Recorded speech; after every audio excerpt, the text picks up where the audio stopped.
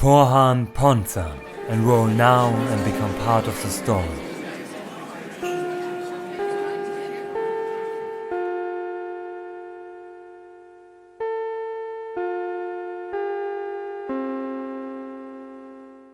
So, last class we ended off with how the first mage came to be. This time it will be about what happened after that.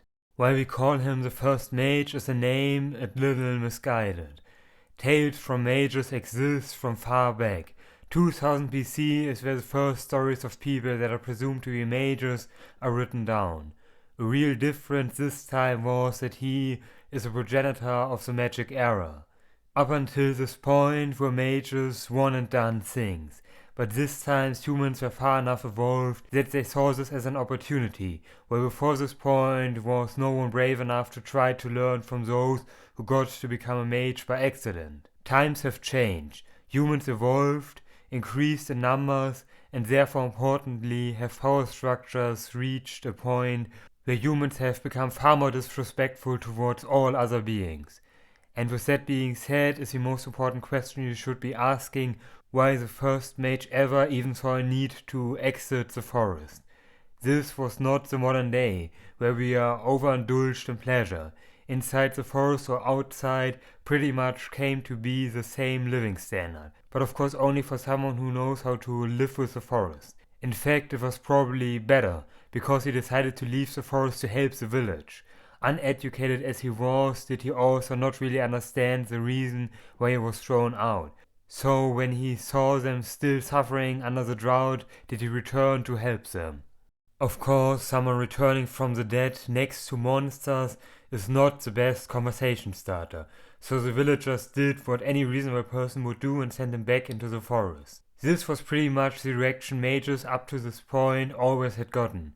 Eventually, however, the village got attacked by bandits, which would have been their end if not for that man once more returning to help and kill the bandits, which impressed the villagers so much that they called the military to hunt down the mage. It is described as a human-looking monster going on a rampage, which convinced the lord of the region to investigate. When he then turned up there, did he find the human monster that seemed to be something to reason with. He took him with them, and from what he explained, but more likely from what he showed them, did they not only believe him, but also convince them to teach them what he knew. For a while then did the first mage act as a teacher. He told all he knew on how to interact safely with magical creatures, their weaknesses, their wants and needs, and just simply all he had learned over the years, in terms that they provide him with food and a home, which for those times was for most humans most likely still the only thing they knew to appreciate. It was of course an unfair trade, as the more he told the other humans, the more leverage did he lose. No one actually cared for the life of the one miserly villager, and on the day he stopped providing information that was deemed important, did he see the guillotine, being executed as a monster hiding itself in the skin of a man. What should be mentioned here is the reaction of the magical creatures to this happening, which was in fact indifference. Never forget how different magical creatures see the world, especially those living in the wild. That man may have been with them longer than any other human, and helped them out a lot during that time, but such a thing as friends do not exist in their world. On top did they lack the foresight to know that if that man would die, they would no longer get help from him, and live worse. They had neither an emotional attachment nor a rational attachment to him, despite all the time that had passed. Thus did the first mage find his end once he had no longer anything to tell.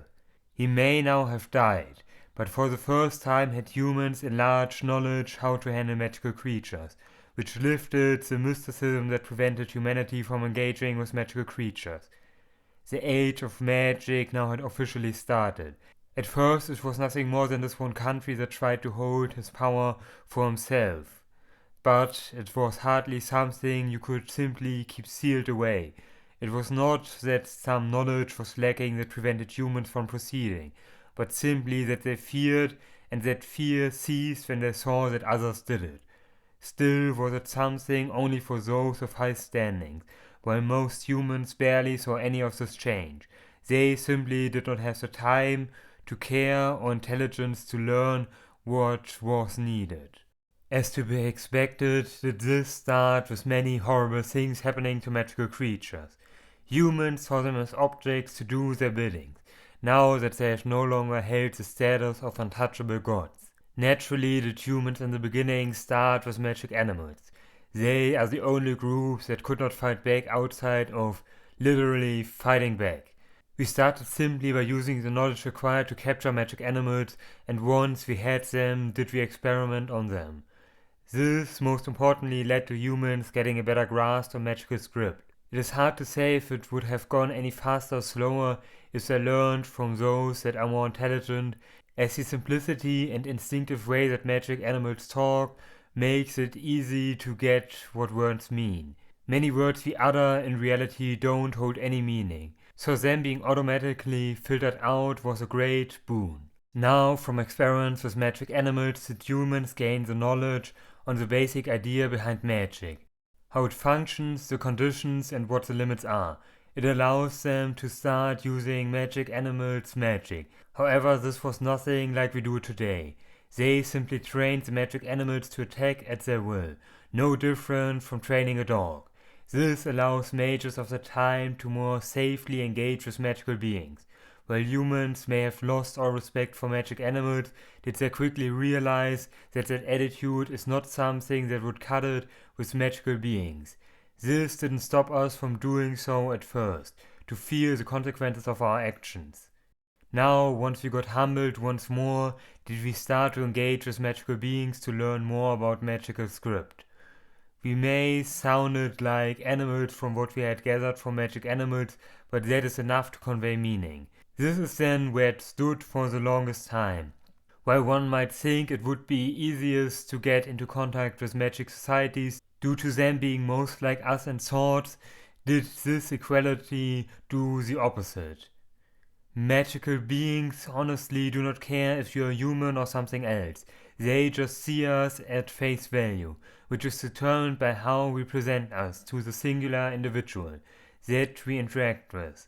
On the other hand, our magic society is quite hostile towards humans, but also all other magic societies. They could see what it meant that there are others with their intelligence, either them or us. There isn't space for both. This is in fact such a big event that we go over that individually later on. The contact we had with magic animals and magical beings, on the other hand, doesn't amount to much story. We interacted with them on individual levels, as they only acted on individual levels. Even when we angered many of the groups of magical beings that lived together for benefits, did that anger never go past the actual person who caused it.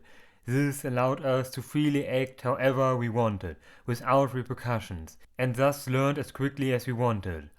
This then ultimately led us to the creation of the first magic circles, but you would probably call them talismans. Humans abused that they could do all kinds of horrendous things with magical beings and animals to figure out ways to make them harmless, which comes in the form of talismans, which makes the first official magic humans use that of one which its sole purpose was to make any magic used useless. Now how we got to figure out to make spell circles will be for another time, and it would also partially fall into my colleague's chart, so I let them tell you first of it.